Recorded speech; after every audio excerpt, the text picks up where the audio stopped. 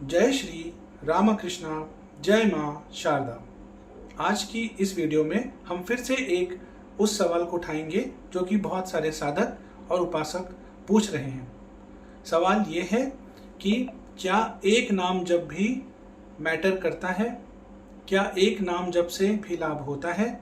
और कभी कभी यदि हमारा जो नाम जप है वो निरंतर ना हो पाए, वो छूट जाए, तो क्या ये सही है?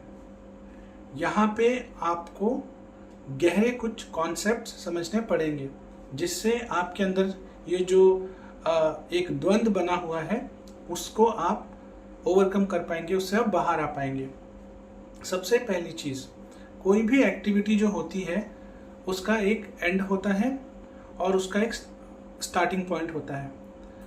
अब अगर आप नाम जप मान लीजिए माला से कर रहे हैं, क्या आप वॉशरूम में माला को यूज़ कर सकते हैं?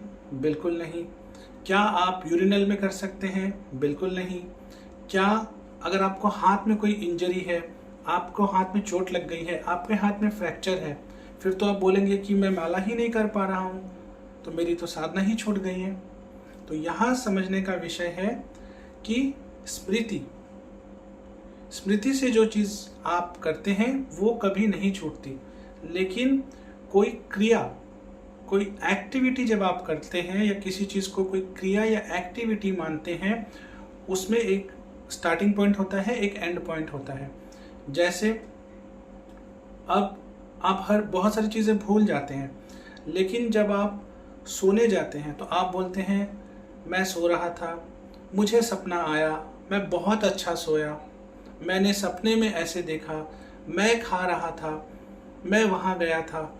तो मैं की जो स्मृति है आप देखेंगे ये आपके साथ हमेशा है।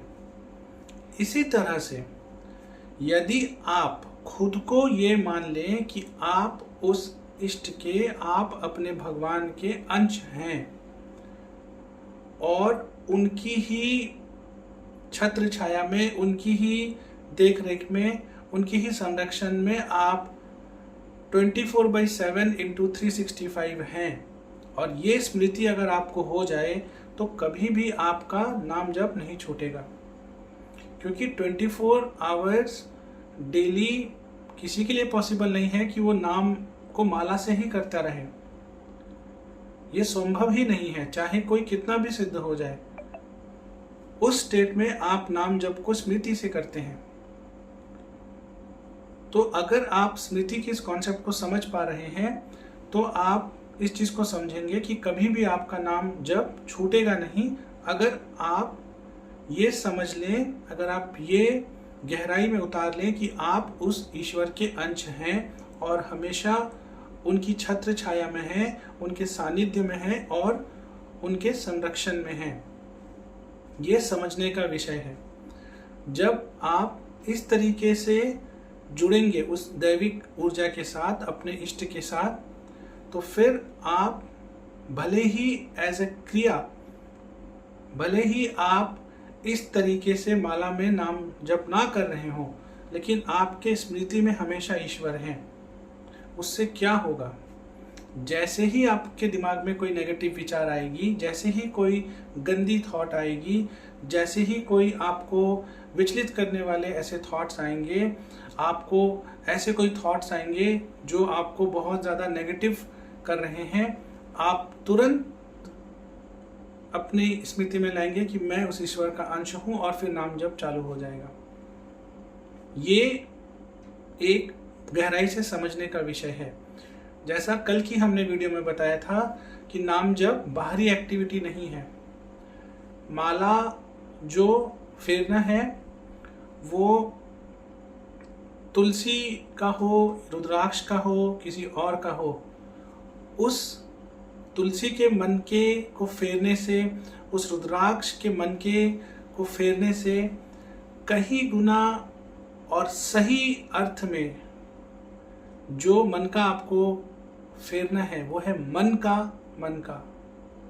जी हाँ, तुलसी का मन का, रुद्राक्ष का मन का जो आप माले में फेर रहे हैं, वो उस मन के मनके को फेरने की अवस्था जब तक नहीं आ रही है, उस अवस्था में लेके जाने के लिए आप इन चीजों का प्रयोग कर रहे हैं।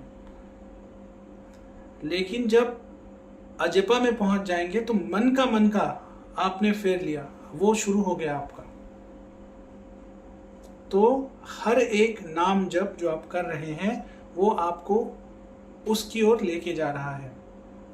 और यदि आपकी स्मृति में आपके इष्ट, आपके भगवान हर वक्त हैं, तो आपका नाम जप तो कभी छूटा ही नहीं है। इसी तरीके से आप नाम जप को करते रहिए। एक एक नाम जप आपको उस रास्ते पर आगे लेके जाएगा। जो भी आप इस सांसारिक जगत में प्राप्त करना चाहते हैं, चाहे वो शांति हो, चाहे कोई आपके मटेरियलिस्टिक डिजायर्स हो, विशेष हैं, वो सब तो आपको मिलेगा ही मिलेगा। साथ में आप आध्यात्मिक जर्नी में भी अपने बहुत तेजी से आगे बढ़ेंगे। जैसा हम कहते हैं कि बूंद बूंद से सागर बनता है, ठीक उसी तरीके से एक एक जाप आपको अपने अंदर बहुत गहराई में एस्टैब्लिश करने में हेल्प करेगा। जैसे आप LKG में जाते हैं, फिर अपर KG, ऐसे आप आगे बढ़ते हैं, क्लास 7, क्लास 9, फिर क्लास 10 में बोर्ड एग्जाम देते हैं।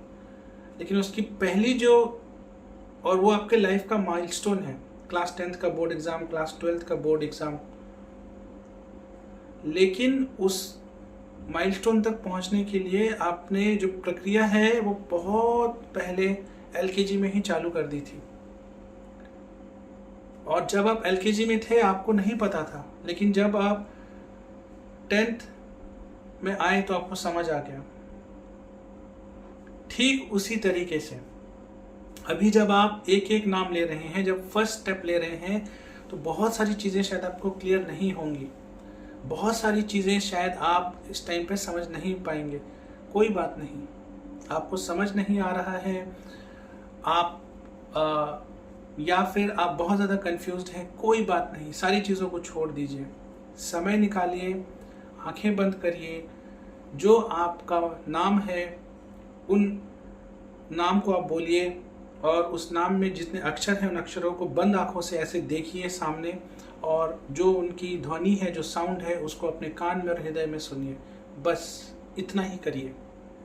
बाकी जब आप इसको निरंतर करेंगे, ये खुद आपके अंदर श्रद्धा को ले आएगा, ये खुद आपके अंदर विश्वास को ले आएगा, खुद बखुद आपके अंदर शरणागति आने लग जाएगी। आपको बाकी चीज़ें सोचनी ही नहीं है, बाकी सारी चीज़ें इसकी बाई प्रोडक्ट हैं। आप सिर्फ समय निकालिए, एक डेडिकेटेड टाइम, और नाम जप कर लीजिए। धीरे धीरे ऐसा होगा कि ये आपकी स्मृति बन जाएगी, और फिर आपको ये क्लियर हो जाएगा कि मैं उस ईश्वर का अंश हूँ। और फिर आप कभी गंदे विचार, नेगेटिव सिचुएशन में, फ्रस्ट्रेशन में, इरिटेशन में बहुत ज़्यादा अंदर जाएंगे नहीं, वो आपको कभी डिस्टर्ब नहीं कर पाएंगी। जैसे ही वो थॉट्स आपको आएंगे, थोड़ी देर के बाद आप एकदम ट्रिगर होगा, एकदम स्मृति आएगी, मैं उस ईश्वर का अंश हूँ, और फिर आपका नाम जब चालू हो जाएगा और आप उस जोन से बाहर निकल जाएंगे। ये मैजिक है एक एक नाम जप का। ये मिलता है आपको जब आप एक एक नाम जप में भी इतना डेडिकेटेडली काम करते हैं। और निरंतर नहीं है, निरंतरता भी आ जाएगी। आप बस करिए, लगे रहिए, बस इस स्मृति के साथ कि आप उस ईश्वर के अंश हैं, बस बाकी अपने आप हो जाएगा। उम्मीद है आपको आज की ये वीडियो अच्छी लगी। इसी तरह की योग, हस्त मुद्राएं, आयुर्वेद, आध्यात्म और भारतीय संस्कृति से जुड़ी हुई वीडियोस को देखने के लिए आप हमारे चैनल को सब्सक्राइब कर लीजिए और नीचे बेल आइकन को प्रेस कर लीजिए। हर हर महादेव। जय हिंद, जय भारत।